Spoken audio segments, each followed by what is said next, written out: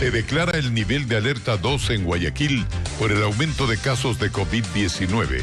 Se reducirán los aforos en espacios públicos. La variante Omicron ya se propaga de manera comunitaria en Quito y Guayaquil. Hay casos sospechosos en Manabí y Chimborazo. La Contraloría inicia exámenes especiales al patrimonio de 25 generales de policía. El objetivo es encontrar supuestas irregularidades. Expectativa por el último anuncio en materia económica del gobierno.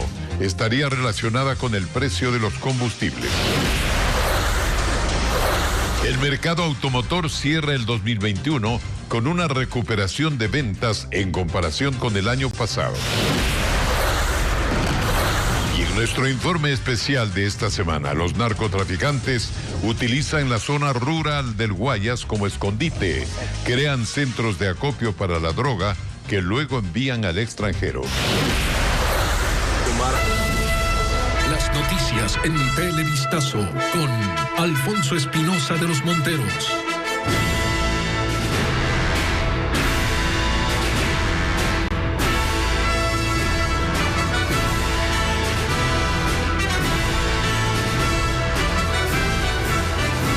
Amigos, buenas noches y bienvenidos a Televistazo en este último lunes del 2021.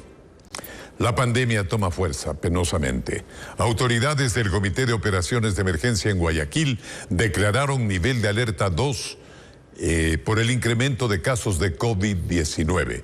Según los reportes del Ministerio de Salud, en las últimas 2 semanas se contabilizaron más de 1.300 contagios. Actualmente vigilan a 8 personas con síntomas sospechosos de la variante Omicron. Bessie Granja nos detalla el cambio de las regulaciones de este nivel de alerta. Los casos de COVID-19 se propagan rápidamente en Guayaquil. Hasta el 19 de diciembre, el Ministerio de Salud contabilizó 526 contagios. Una semana después, el número incrementó a 836, es decir, 310 nuevos pacientes. Esto obligó a las autoridades del Comité de Operaciones de Emergencia Cantonal a elevar la alerta sanitaria a nivel 2. Si bien es cierto que en este momento estamos con la vacunación, pero una vez más este virus o esta nueva variante tiene un comportamiento muy diferente al virus original y tenemos que retomar este tipo de medidas para poder bajar la exposición. De acuerdo con esta categoría, el aforo máximo en establecimientos de atención al público es del 50%, en un horario hasta las 0 horas, excepto el 1 de enero de 2022, en que será hasta las 2 de la madrugada. La actividad en hoteles, salas de eventos y centros de convenciones se limitará a cenas corporativas sin baile, restricción de operaciones de bares y discotecas. También se ratificó la prohibición de venta y consumo de bebidas alcohólicas en la vía pública. Y no se autorizan espectáculos públicos como conciertos, fiestas y afines en predios destinados a viviendas. Sobre la situación epidemiológica en el puerto principal, las autoridades de salud informaron que además de los 18 casos confirmados de Omicron, hay otros sospechosos que se investigan. Tenemos 8 casos más sospechosos que todavía no están confirmados, están en este momento genotipificándose, pero están en cerco epidemiológico, es decir, nosotros estamos dando el seguimiento de estos pacientes sospechosos. Seguramente entre el día de hoy y mañana sabremos cuáles son los resultados de esta genotipificación. A pesar del incremento de pacientes con coronavirus, las cifras de hospitalización son estables, por lo que no se puede hablar de saturación del sistema sanitario. Las medidas del COE cantonal regirán hasta el próximo 16 de enero. La variante Omicron ya tiene contagio comunitario en el país. Así lo ratificó el Ministerio de Salud, quien alertó que ya son 24 los casos detectados. Guayas y Pichincha concentran la mayor cantidad de pacientes infectados.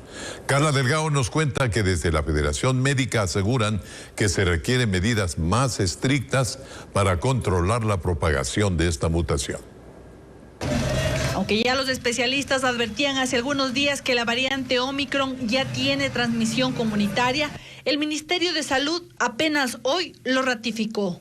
Ya son 24 casos de esta variación del virus. 18 de ellos están en Guayas, 6 en Pichincha, pero hay 27 casos más con sospecha. 5 de ellos están en Manabí y Chimborazo. Comunitaria significa que una persona se contagia sin haber tenido un antecedente directo de viaje, es decir, no es un caso importado. Los científicos de la Universidad San Francisco explican por qué Omicron se desplaza con velocidad. Al parecer es 3 veces más contagioso que Delta. Esto quiere decir que una persona puede contagiar en promedio hasta 14 personas más. Y aunque la variante Delta sigue siendo predominante en el país, creen que en 2 semanas Omicron será la que más se detecte en las muestras de pacientes infectados.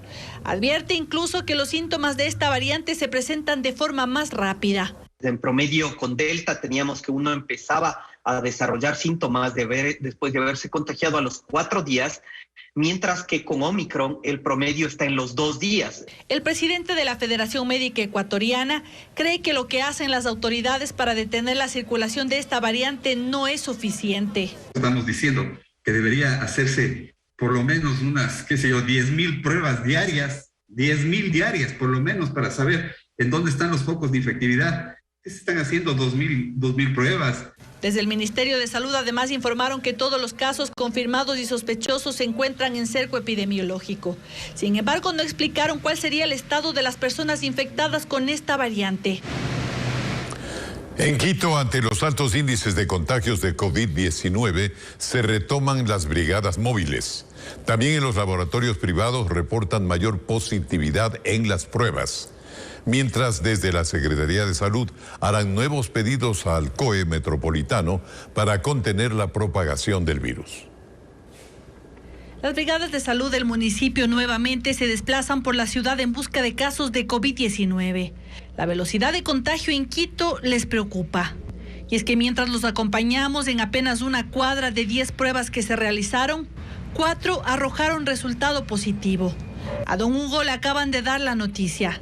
Tiene coronavirus y no lo sabía. ¿Usted ha estado con síntomas? ¿Ha estado con su familia reunido? Sí, el jueves mis 2 hijas estaban agripadas. También en los laboratorios de la Cruz Roja la positividad en las pruebas aumentó. De estas 300 personas que vienen al día, tenemos un aproximado de un 32% salen positivas. Esto alerta a la Secretaría de Salud, quienes para contener la transmisión del virus darán algunas sugerencias al COE metropolitano. Cambio de la modalidad laboral, más bien es un exhorto a nivel de la autoridad competente para que se reconsideren sobre todo la virtualidad en los casos que amerite, debido a que hemos estado notando que hay incremento de casos en sectores laborales, oficinas, instituciones. Incluso según los análisis epidemiológicos de esta semana, no descartan sugerir el retraso del retorno a clases presenciales en la capital.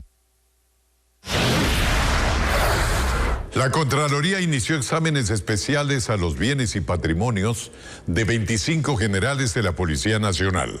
En 3 meses, los auditores deberán determinar que lo que poseen los oficiales guarda relación con sus ingresos. Paul Romero con el informe. Las declaraciones juradas de bienes de la cúpula de la Policía Nacional serán investigadas por la Contraloría.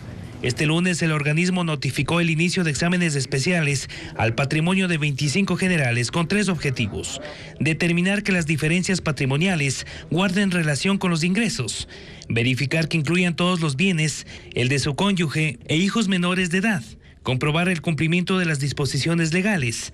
El pasado 15 de diciembre, la ministra de Gobierno, Alexandra Vela, solicitó al contralor subrogante Carlos Riofrío que audite el patrimonio de 19 generales, pero este organismo amplió el alcance de los exámenes a 6 oficiales más. Las declaraciones de bienes serán revisadas tras la revelación del embajador de Estados Unidos, Michael Fitzpatrick, quien aseguró que existen narcogenerales en la fuerza pública. La excontralora subrogante Valentina Zárate explicó el mecanismo para la ejecución del examen especial. Compara, confronta, dice la norma, la declaración de fin de gestión o la declaración periódica con la que presentó inicialmente, con el objetivo de rastrear los movimientos de los rubros que ha tenido y ver si es que los ingresos de esa persona tienen relación con lo que percibe mensualmente. De la policía, entre los patrimonios más altos está Fausto Salinas, activos $1.136.141 y pasivos $87.229. Tania Varela, activos $872.728 y pasivos $440.580. Para la nueva auditoría se solicitará información al Servicio de Rentas Internas, Superintendencias, Registros de la Propiedad. Cuando haya una presunción de testaferrismo, que Contraloría puede ampliar el alcance del examen especial. ¿Qué hace la Contraloría cuando detecta irregularidades? Un informe con indicios de responsabilidad penal, que es puesto en conocimiento de la Fiscalía General del Estado. El tiempo estimado para las investigaciones patrimoniales de los generales de la policía es de 91 días. El Consejo de la Judicatura reacciona ante la sentencia de la Corte Constitucional que declara la vulneración de los derechos de los jueces removidos en el 2019 y ordena que los indemnicen. El organismo podría enfrentar un juicio de repetición. Jacqueline Rodas con el pronunciamiento. El Estado ecuatoriano deberá indemnizar a los jueces y conjueces de la Corte Nacional de Justicia que en 2019 fueron removidos de sus cargos luego de la evaluación realizada por el Consejo de la Judicatura. Así lo ordenó la Corte Constitucional, que determinó la vulneración de derechos de los magistrados al anticipar la evaluación que según la Constitución debía hacerse cada 3 años con la renovación parcial. La sentencia de la Alta Corte reza: se dispone la reparación respecto de los jueces y conjueces que consideren fueron vulnerados sus derechos, sin que esto signifique que puedan ser reintegrados a sus cargos debido a que existen situaciones jurídicas consolidadas. Positivo, 2 cosas. 1, el precedente. Esto no puede volver a ocurrir, es algo bueno. Y segunda cosa, la indemnización a los magistrados que fueron cesados. ¿Ya? Entendemos que en este caso se tiene que hacer valer el derecho de repetición. Ya no es posible que la ciudadanía ecuatoriana siga teniendo que pagar indemnizaciones por actuaciones abiertamente irregulares. El jurista Rafael Ollarte es quien patrocinó a la Asociación de Jueces en esta demanda. Explica además que ahora cada afectado deberá acudir al Tribunal Contencioso Administrativo para que fije el monto de la reparación, que luego debería ser cobrado al Consejo de la Judicatura en un eventual juicio de repetición. El organismo emitió un comunicado en el que no se pronuncia sobre esta posible responsabilidad, pero recuerda que en enero de 2019 el Consejo de Participación Ciudadana y Control Social Transitorio dispuso la evaluación inmediata de los jueces de la Corte Nacional, que sus decisiones estaban protegidas por un dictamen constitucional, que todo el proceso fue resultado de la voluntad popular expresada en las urnas y que presentará recursos de ampliación y aclaración de la sentencia. Sin embargo, esos recursos no cambian el fondo de la decisión de la Corte Constitucional, que es inapelable, de última instancia y de cumplimiento obligatorio.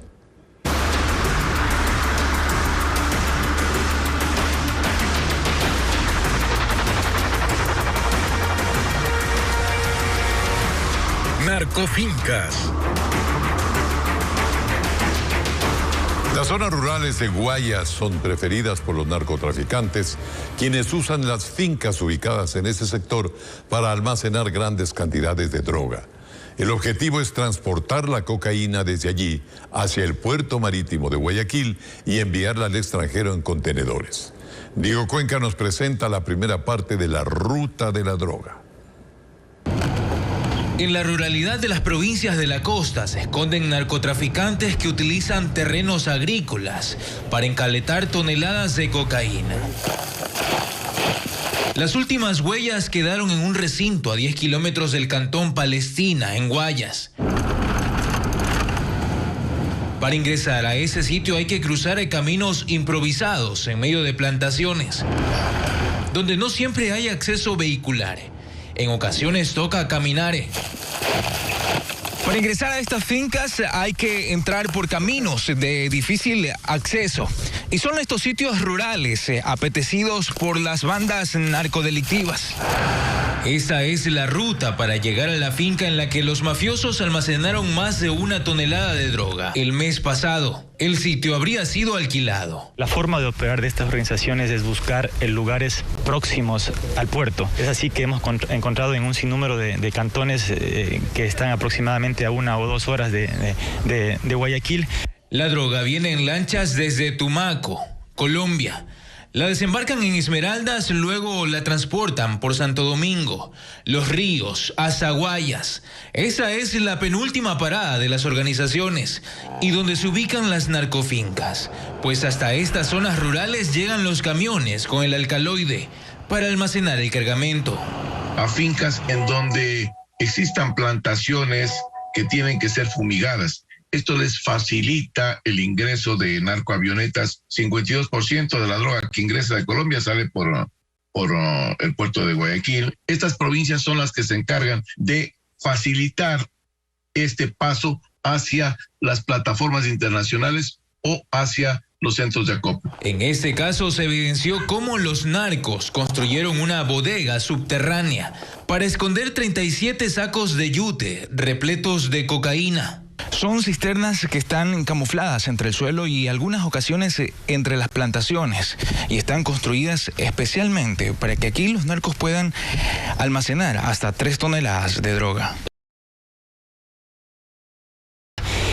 Por alquilar estos lugares, pero posterior podemos ver que se ven inmiscuidos en problemas legales que pueden llegar hasta la prisión de esa persona que alquiló pronto este inmueble.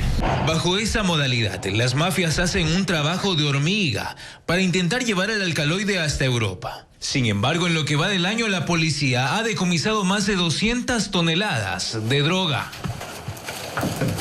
Y en Guayaquil esta mañana resaltaron la versión del padre de Naomi Arcentales, la joven hallada muerta en un hotel de Manabí.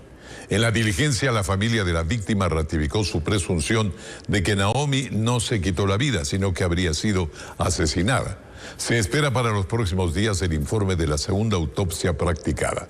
Además, esta tarde agrupaciones de mujeres protestaron en los exteriores de la Fiscalía. Gritaron por las que no están, por las víctimas de la violencia cuyas familias no encuentran justicia.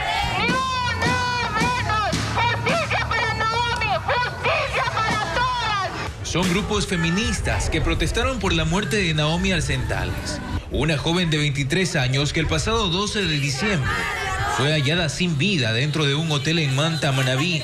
Eso mientras su padre acudió a rendir su versión a la Fiscalía Provincial del Guayas. Para rectificar mi versión, que mi hija fue asesinada, que ella no se mató, que fue asesinada. En medio del dolor, los familiares de Naomi esperan durante esta semana conocer el informe de la segunda autopsia que se realizó en Quito. Hay testigos de las personas que alrededor de mis hijas que ellas saben que le dio la bofetada y que siempre la humillaba y la maltrataba. El informe busca determinar las causas de la muerte, que fue señalada como un presunto suicidio. Que lo único que va a determinar es la causa mecánica de su muerte.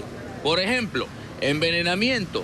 Por ejemplo, asfixia mecánica por ahorcamiento. El hecho de que se determine asfixia mecánica por ahorcamiento no va a determinar quién ahorcó a Naomi. Dentro de la investigación, la pareja de la joven, un fiscal de Manabí que está suspendido, rindió su versión de los hechos.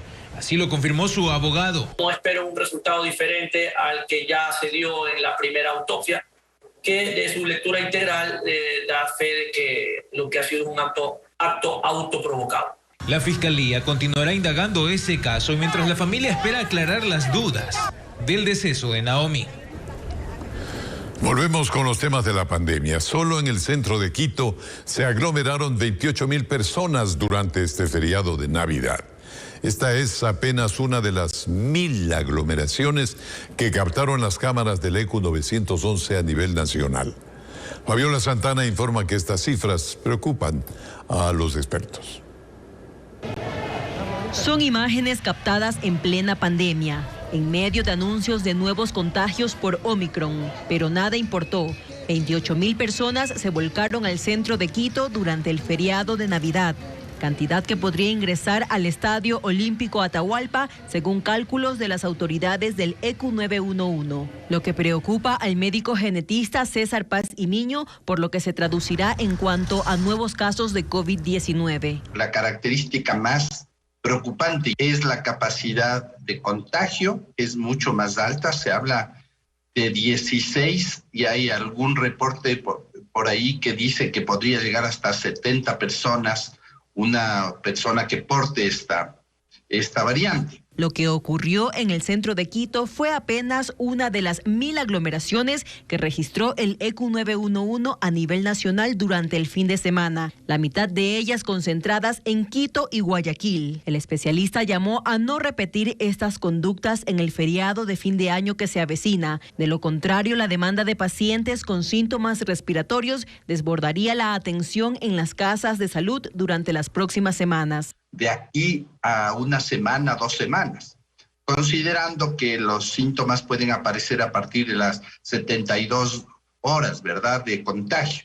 La responsable de vigilancia del Ministerio de Salud en Quito, Janet Yar, recordó que si bien la vacuna anti-COVID evitaría fuertes síntomas de la enfermedad, usted aún puede contagiarse y contagiar si no cumple las normas de bioseguridad como el distanciamiento social. La prevención primaria es la vacunación, pero también como corresponsables del ciudadano, que tiene que mantener las medidas de bioseguridad, desde evitar las aglomeraciones. Solo hasta este sábado, las unidades de cuidados intensivos habilitadas para pacientes COVID estaban ocupadas en un 50% en hospitales del Ministerio de Salud Pública y 66% en los institutos de seguridad social. En 45 días, la Asamblea entregaría la ley de gestión de la pandemia. Así lo informó el presidente de la comisión encargada de su trámite. Sin embargo, esta debería estar lista para octubre, según disposición de la Corte Constitucional. Patricio Díaz nos explica el porqué de la demora. La Asamblea tenía 6 meses para tratar una ley de gestión de la pandemia, y eso lo dispuso la Corte Constitucional en abril. Sin embargo, dependía de un proyecto enviado por el presidente de la República. Así lo remitió el anterior mandatario Lenín Moreno, pero no cumplía con las exigencias constitucionales, por lo que el nuevo jefe de Estado, Guillermo Lasso, lo retiró. Hubo sí un incumplimiento de parte del Ejecutivo por no aportar. Al no presentar otro, el país no podía quedarse sin una ley de pandemias. Usted ve lo que está ocurriendo. Así, los propios miembros de la comisión tuvieron que elaborar un proyecto y a partir de ello aseguran correrían los plazos para el legislativo, es decir, desde agosto. Todavía estamos dentro de los plazos. Lógicamente comenzamos a hacer una nueva ley, siguiendo la disposición de la Corte Constitucional. La sanción por incumplir una sentencia de la Corte Constitucional puede llegar hasta la destitución, pero la comisión dice que adelanta todo para cumplir. Antes de la vacancia, se aprobó el informe para primer debate. Es decir, tendremos una ley de aquí en 45 días más. ¿Pero qué dice este proyecto? Para evitar los repetidos decretos de emergencia, norma las restricciones que la autoridad sanitaria puede disponer. Entre ellas, limitaciones a la circulación peatonal, a la circulación vehicular, al funcionamiento de locales, suspensión de eventos, aforos y hasta el aislamiento obligatorio. No buscamos cerrar nuevamente las actividades comerciales o productivas como mal se lo hizo en el gobierno anterior, sino más bien tener un control y únicamente sancionar a quienes desobedecen las medidas adoptadas y pongan en riesgo la vida y la salud de los demás. El COE reconoce la urgencia de estas determinaciones. Sí han existido situaciones que ha complicado el manejo de la crisis sanitaria por no contar con una ley de pandemia. Y del ejemplo de la necesidad de centralizar las disposiciones para no depender de las diferentes decisiones de los GATS, que en ciertos casos dificultan el control de la pandemia. Por ejemplo, en algún lugar de diversión, un alcalde X pone un aforo del 80% y el otro alcalde pone del 30%. Entonces dice, muchas veces esas personas que se contagian vienen a mi territorio y yo que he tratado de mantener medidas duras, pues no surge el efecto. La asamblea se mantiene en vacancia hasta el próximo 3 de enero.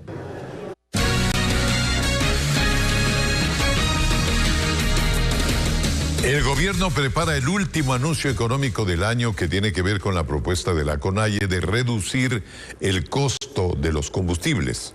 Las organizaciones esperan el pronunciamiento, aunque ya preparan las movilizaciones, dicen, contra el gobierno. Francisco Garcés con la información.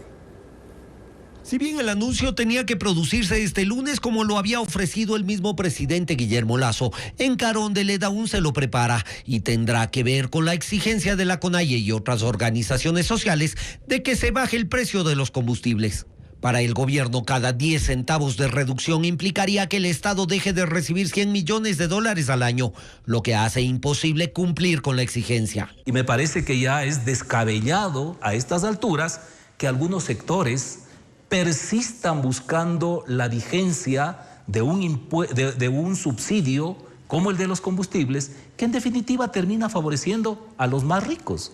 Por eso la gasolina extra no bajaría a $2.10 y el diésel a $1.50, como es la exigencia. Por lo que desde el 19 de enero iniciarán las movilizaciones contra el régimen. Estamos exigiendo lo que él ofreció en campaña y también exigiendo las principales necesidades y demandas de los ecuatorianos, que es empleo, salud, educación, seguridad social. El gobierno cree que las movilizaciones pueden tener intereses de desestabilización. Es una resistencia pacífica, movilización pacífica de resistencia, que quieren decir que vamos a romper la democracia, desestabilizar la vida democrática del país. Ahí están equivocados, ahí ya son términos que utiliza el señor presidente. La reducción en el precio de los combustibles es solo uno de los puntos de exigencia de la CONAIE y las demás organizaciones, y según el gobierno, eso demuestra la nula intención de diálogo en ese sector. Por eso ahora se prepara para enfrentar las protestas en espera de que estas no se salgan de control. Los transportistas urbanos de Guayaquil realizaron una caravana por varios puntos de la ciudad, 7 semanas después de su paralización. Ellos solicitan al municipio aumentar el precio de los pasajes y también apoyan a la focalización del precio de los combustibles para su sector. José Carlos Alvarado nos trae más detalles. La semana en Guayaquil inició con una movilización de buses que ofrecen el servicio de transporte urbano por varios sectores de la ciudad. El 50% de las unidades en el puerto principal se encuentran paralizados desde el pasado 9 de noviembre, en protesta por varios pedidos, principalmente porque el municipio no ha aceptado el aumento de la tarifa del pasaje. Esto, según Cristian Sarmiento, titular del gremio, ayudaría a aliviar las deudas arrastradas desde hace años y que la pandemia ha acentuado, pero dice que la autoridad no los ha escuchado. Para poner la atención indicada al municipio de Guayaquil, quien tiene las competencias del transporte público, sobre la reunión que tenemos que entablar o mantener. La propuesta que tiene el sector transportista es que el pasaje suba de 30 a 40 centavos, pero al tener varias veces la negativa de la alcaldesa Cintia Viteri, ellos están paralizados en puntos como Parque Samanes, la avenida 25 de Julio y la avenida Barcelona. Cerca de 800 unidades de bus se encuentran en distintos puntos de la ciudad de Guayaquil paralizadas desde hace casi ya 7 semanas. Además del pedido de tener una audiencia con la alcaldesa de la ciudad, se mantiene también la solicitud de la focalización en los precios de los combustibles para el transporte urbano.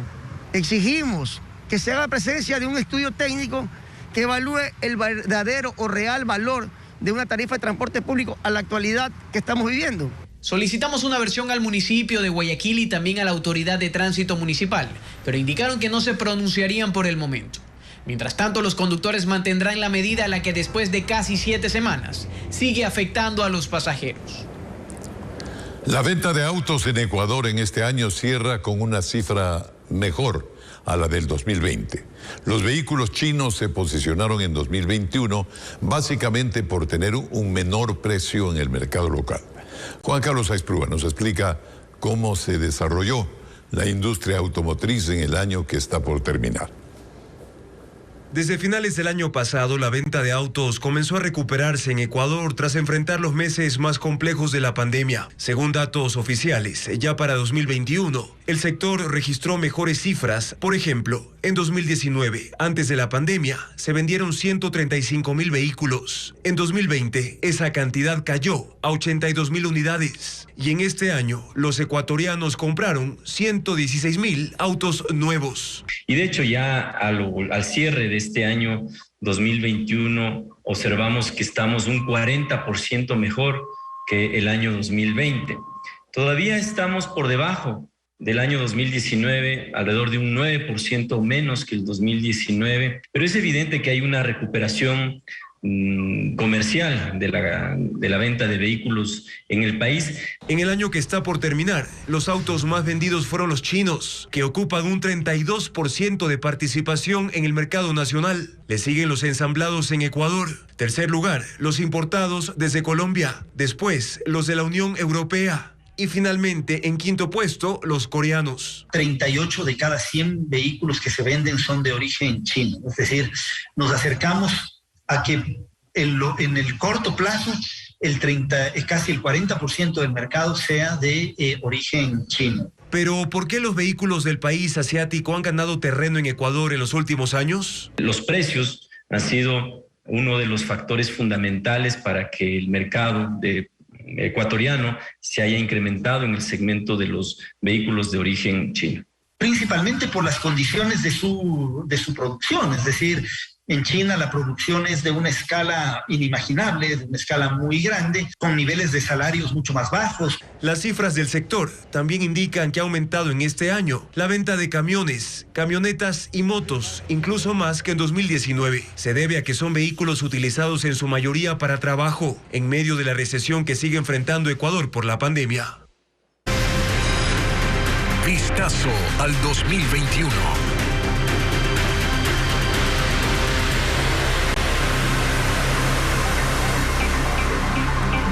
Y desde hoy repasamos algunos de los hechos que marcaron noticia en el año que está terminando y que los veremos ya completos y en resumen este sábado en nuestro resumen anual Vistazo al 2021.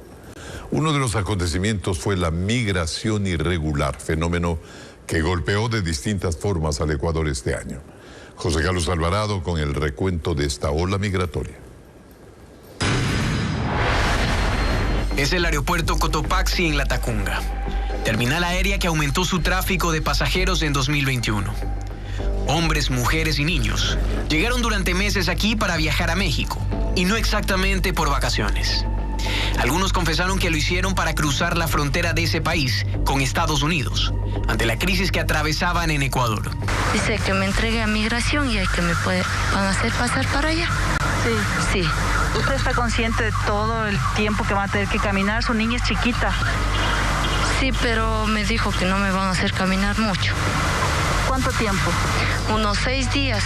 Luego de la despedida, las familias caminaron a una colina cercana a la pista y vieron cómo el avión despegó con los suyos, luego de pagar miles de dólares a coyoteros. La comunidad no hay trabajo. $17,000. Otra ruta a Norteamérica que tomaron los migrantes fue por vía terrestre.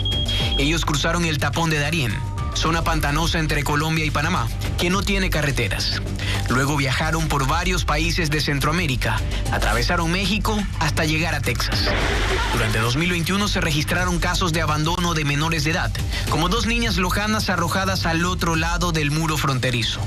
Pero también se dieron casos de ecuatorianos que fallecieron en este periplo. Esto ya es desgarrador y es terrible. Si lo hacen, por ejemplo, desde el Caribe, en donde tenemos un mar de por medio, compatriotas ecuatorianos que han elegido esa ruta y que realmente con finales catastróficos. Durante 2017, 39.956 ecuatorianos salieron a México. Mientras que solo entre enero a julio de 2021 viajaron 88.696, según el Ministerio de Gobierno. Pero los migrantes irregulares no solo salieron desde Ecuador, al país también arribaron ciudadanos de otras naciones. Miles de haitianos cruzaron por la frontera sur de Ecuador para tratar de llegar a Estados Unidos, ante la profunda conmoción que vivió la isla caribeña, sobre todo luego del asesinato de su presidente Jovenel Moïse. Salimos de Haití porque para allá tiene un problema de inseguridad y de política, porque no es muy estable, más por eso, porque tenemos que salir de nuestra casa y ir a donde queremos sin problema, más ahí Haití no, porque tiene mucha gente que está peligroso. El 2021 se convirtió en un año de repunte migratorio para el país, debido a los que ingresaron y los que se fueron. Acompáñanos a un recorrido por los hechos y personajes que hicieron historia durante este año. Este será un vistazo al 2021. Sábado 1 de enero, 7 de la noche, por Ecuavisa. 3 muertes violentas se contabilizaron en Guayaquil durante las últimas 24 horas. En un caso registrado la madrugada de este lunes, un sujeto operativos para evitar que se sigan cometiendo crímenes así. Fue durante la madrugada de este lunes en el sector de Flor de Bastión, donde ocurrió un doble crimen. Según el parte policial al que tuvimos acceso, un hombre se encontraba libando al interior de una casa junto a 3 mujeres. Momentos después, el sujeto intentó forzarlas a tener relaciones sexuales. Al negarse, sacó un arma de fuego, asesinando a 2 de ellas e hiriendo a la tercera. Pero en el sur de la ciudad también hubo otra muerte violenta. En la cooperativa Leonidas Pro Año en la Trinitaria, un hombre con antecedentes penales fue interceptado por 2 sujetos en una bicicleta, quienes les dispararon varias veces. Pese a estos hechos, el gobernador del Guayas, Pablo Arosemena, presentó algunos resultados luego del estado de excepción, decretado por la inseguridad a nivel nacional. Arosemena señaló que existe una disminución de homicidios. Si contrastamos antes del estado de excepción y después del estado de excepción, tenemos una caída del 11%, de 145 a 129 homicidios intencionales en Guayaquil, Durán y San Borondón. Que dicho sea de paso, con información de policía y fiscalía, todas esas muertes violentas están vinculadas al narcotráfico. El funcionario indicó que más de 1.600 personas han sido detenidas por varios delitos. Esto pese a que ya se contabilizan 675 muertes violentas entre Guayaquil, Durán y San Borondón. Y ahora les contamos que el chofer de una volqueta falleció cuando su vehículo perdió pista y cayó por un barranco. El accidente ocurrió en la vía Puerto Inca, Naranjal, como nos cuenta María Cecilia Largacha. Cerca de Puerto Inca. Ocurrió en una de las carreteras más transitadas de la provincia del Guayas. La gente que pasaba por ahí detuvo su vehículo para tratar de ayudar al chofer de esta volqueta, que sin motivo aparente zigzagueó, se salió del camino y cayó varios metros por un barranco. Hubo quienes lograron bajar hasta donde cayó la volqueta y fue ahí cuando comprobaron que el chofer había fallecido. Tenemos los datos de la persona, los cuales están siendo al momento corroborados con la base del registro civil a fin de determinar si en realidad es la persona que conducía el vehículo. Intentaron entonces recuperar el cuerpo, pero al final fue necesario esperar a los equipos de rescate para poder sacar el cadáver y movilizar el vehículo pesado. Autoridades de la Comisión de Tránsito revisaron la escena, aunque todavía no dan a conocer las causas específicas que ocasionaron este accidente fatal. En Guayaquil, la familia de un joven que murió decapitado en un accidente de tránsito protestó contra un juez quien habría dictado medidas cautelares al conductor implicado en el siniestro. Es la familia de Joel Cox, un joven de 20 años que el pasado 5 de diciembre murió decapitado en un accidente de tránsito en la vía Adaule. En ese sitio los parientes protestaron porque el presunto responsable del siniestro quedó en libertad. Así lo denunció su padre.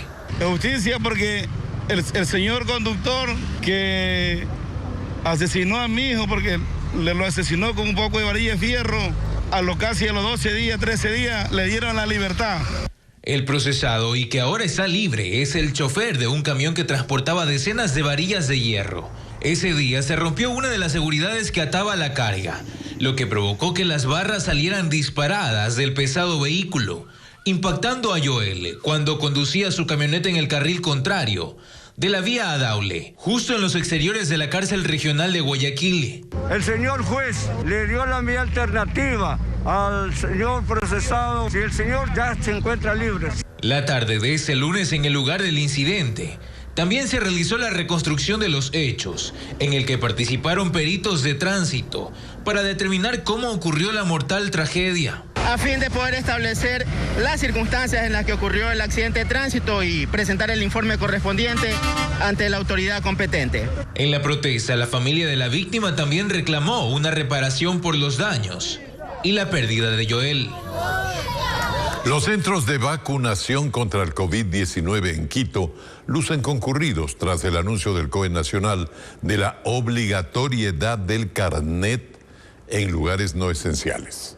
Fabiola Santana nos cuenta que según el Ministerio de Salud, hasta este sábado 12,5 millones de personas completaron su esquema de vacunación en el país. Días atrás, así lucía el punto de vacunación anti-COVID ubicado en el Centro Deportivo Metropolitano Iñaquito. Este lunes se evidenció una mayor concurrencia de usuarios. Ocurre tras el feriado de Navidad, donde centros comerciales solicitaron la presentación de carnet de vacunación para el ingreso de clientes, tal y como lo dispuso el COE Nacional. Diana Ordóñez llevó a su hijo de 16 años por su primera dosis. Y el momento que a él le tocaba no pudimos llegar a tiempo. Entonces, ahora ya lo podemos hacer. El COE Nacional había aclarado que la medida era obligatoria para el ingreso a lugares no esenciales, quedando exentos los relacionados a salud, educación, trabajo y servicios públicos. Pero este ciudadano acudió por su primera dosis por trabajo. Esa es la primera vez que me vacuno. Porque en todos lo están pidiendo ahorita para las obras, para todo. La fila de vacunación era extensa, al igual que en el Quicentro Sur. La mayoría iba por la dosis de refuerzo. Que es obligatorio ya tener los certificados de todas las vacunas. Y es mejor, una buena forma de salir de esto también. Claro que se preocupa por el mismo hecho de que no hay la seguridad. Según información del Ministerio de Salud, hasta este sábado, el 77.7% de la población se había vacunado con segundas dosis, es decir, 12,5 millones de personas. Solo Carchi y Pichincha bordea el 90% de vacunados con el esquema completo, pero hay provincias que no llegan ni al 70% de inmunizados. Morona Santiago, por ejemplo, apenas cuenta con el 56% de su población. Bueno, y faltan pocos días ya para que finalice este año. El año 2021 que nos deja muchas cosas, pero esperemos que el 2022 nos traiga de las buenas. El Palacio de las Caretas sigue elaborando las tradicionales máscaras y accesorios para el Día de Inocentes y fiestas de fin de año. Una costumbre que lleva 50 años, al menos en la capital, como nos lo cuenta ahora Carlos Luis Carrillo. Don Vicente Paredes lleva 50 años haciendo caretas de látex, de papel y un sinnúmero de accesorios que utilizan cada fin de año los capitalinos. Tenemos más de 300 modelos diferentes en caucho. Tenemos accesorios como son manos, garras, bustos para los que se disfrazan de viudas y muchos accesorios, ¿no? Tenemos pelucas, antifaces, bueno, todo lo que necesitan para divertirse este fin de año. Asegura que pese a que la pandemia afectó las ventas en su local y casi estuvo a punto de cerrar por la falta de ingresos, don Vicente replanteó su esquema de ventas, más aún cuando este año cumple medio siglo elaborando estas curiosas máscaras. Estamos con grandes descuentos, con el 30% de descuento en homenaje justamente a ustedes. Y es que aquí usted podrá encontrar caretas de todos los personajes que conoce. El Guasón, por ejemplo, viudas, políticos e incluso el propio coronavirus, que hasta ahora sigue poniendo en jaque a todos. No, ese es el causante justamente de todos los problemas en el mundo, no es solamente en el Ecuador. Y a este hay que quemarle, y bien, y hay que darles unas pataditas para que no regrese más. Una tradición que se niega a morir cada fin de año. Bien, amigos, aquí estamos concluyendo nuestra emisión. Que pasen muy bien, buenas noches.